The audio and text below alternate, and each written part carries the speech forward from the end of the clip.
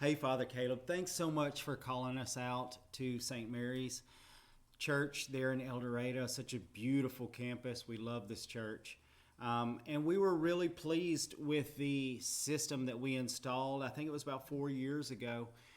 We were able to install that system, that level of a system, because of the insurance claim having to do with electrical surge via lightning strike or whatever it was. But we were able to do some pretty good equipment. I was really disheartened to see some of that equipment missing, especially the Ashley NE8220 820 amplifier. It was an 8-channel digital amplifier, and the Soundcraft UI24 digital mixer. Those things are gone, and there's some things in its place that I cannot, at a first glance, even looking at it now, from some of the photos, it's hard for me to get my head around what's going on there. So that being said, here's what I would like to do, and I'm just going to put this out there, and when you see the numbers, you'll realize the level of equipment that we originally proposed. But let me switch you over really quick so we can have a look at this. Like I said, this here is what we have now. We have this ART dual MP. I think this is a maybe a rack mount dual direct box or something like that. Not sure what that is. Under that is a 4-channel, 5-channel mixer, I think, with effects built in, an older unit. And then just under our drive rack is a studio tube mixer of sorts, tube preamp. It's just a lot going on here. And then over here in lieu of the single 8-channel digital amplifier, we've got 3 Crown amplifiers from the late 90s, maybe early 2000s. And then this is all electrical zip wire here that they're using for speaker cable. You know, I'm not casting shade. Basically, it was just kind of disheartening to see it in this condition, and I'm not really sure how to go forward as it is without seriously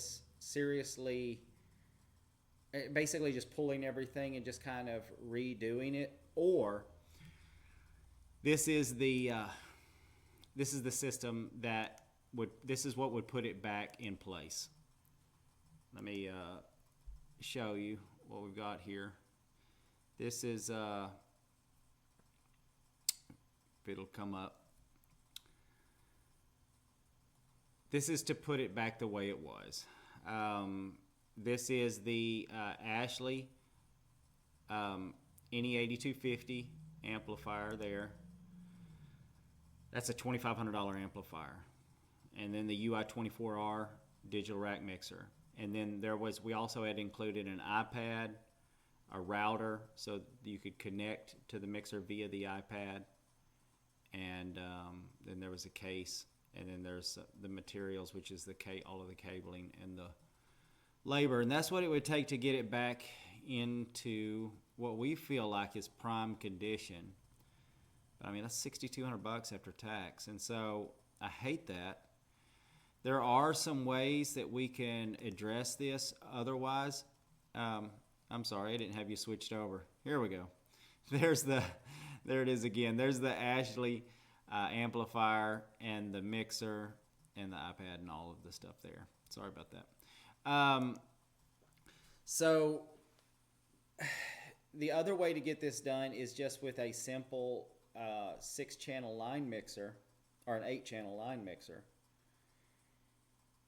Problem is, the reason we need the digital rack mixer is because we need tone control. And as you can tell, the tonality of this system is really suffering. The digital mixer gives us full control over all of the digital signal processing, including EQ and everything having to do with the signal. And So I don't know of a way to put it back in, everything back the way it's supposed to be and sound the way it's supposed to without a digital rack mixer. So I'll just leave it at that. I'm going to send the proposal to you. Like I said, we can do an 8-channel just line mixer with just volume controls, but it's not going to sound good. It's going to sound pretty brassy in there otherwise. So there's that. So, and you can see why I was disheartened about it, because I really don't know how to go forward as it is. So let's look at the other thing that we were, the other proposal for the live stream cameras. That's this right here.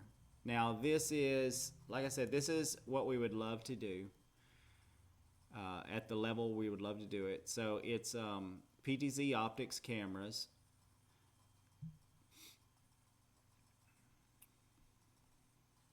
There we go. The PTZ Optics Move SEs, and with 30 by zoom. So the 30 by zoom gives us the range from the very back to get in close on the pulpit and the podium. The other camera would be mounted there at the small service area, but it would also double as, like we had discussed, double as a angled view, angled shot, an interest shot is what we call it, of the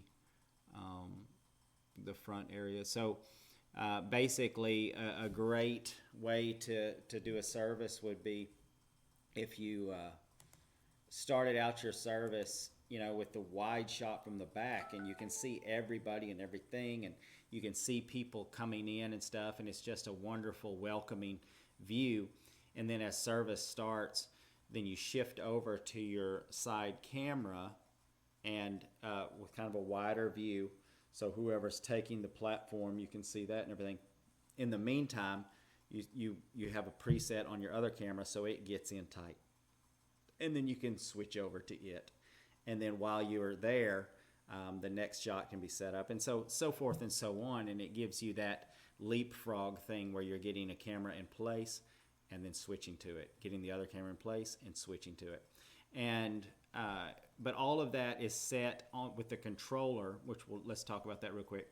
All of that is very easily done with the controller.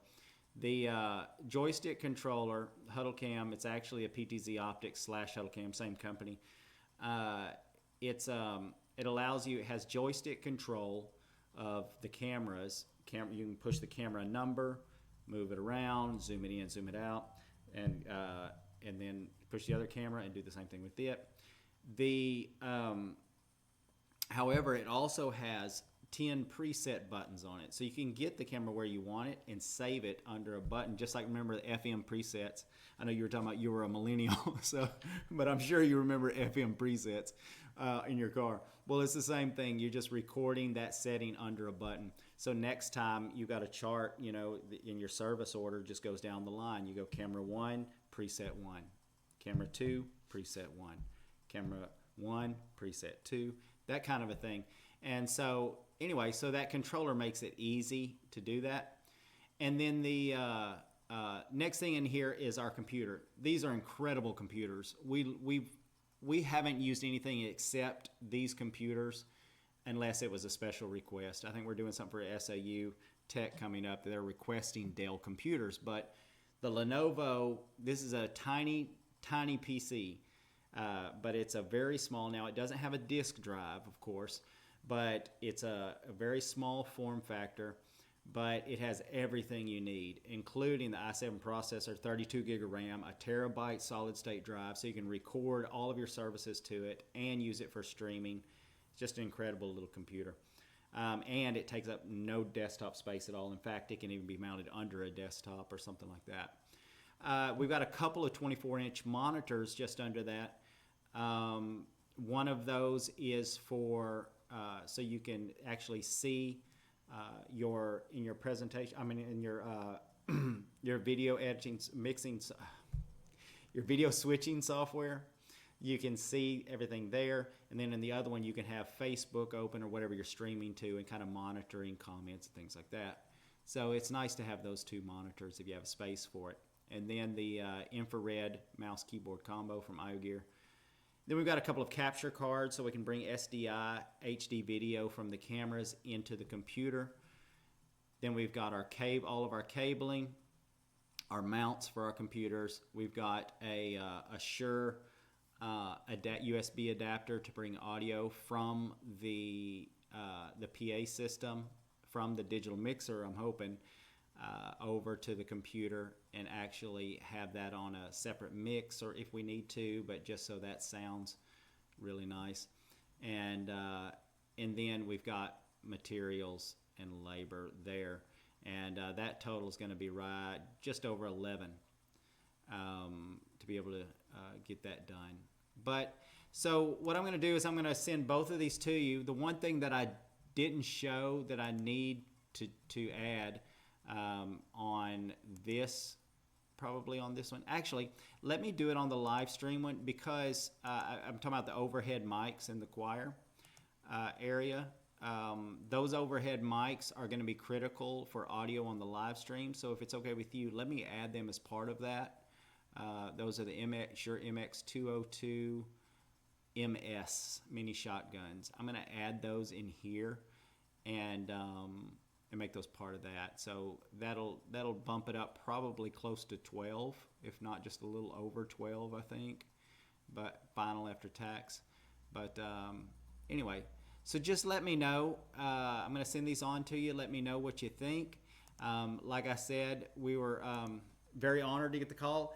And in fact, I don't think I think we came back one more time after the install, and we were just assuming that everything was peaches. And so we haven't heard from you guys. And so I appreciate you giving us a call and giving us a chance to make this right. And like I said, all of our proposals are very fluid. So if there's something we need to change, tweak, whatever, it's an ongoing process, and we can do that and then resend it out to you. Once approval has been reached, we require a 50% deposit to get started. That allows us to order and allocate the equipment that we need. And then we'll schedule with you. We'll get it done 50% on completion. So anyway, like I said, if you have any questions, anything like that, 870-814-0714, or you can contact me directly, Jerry@bensberg.tech.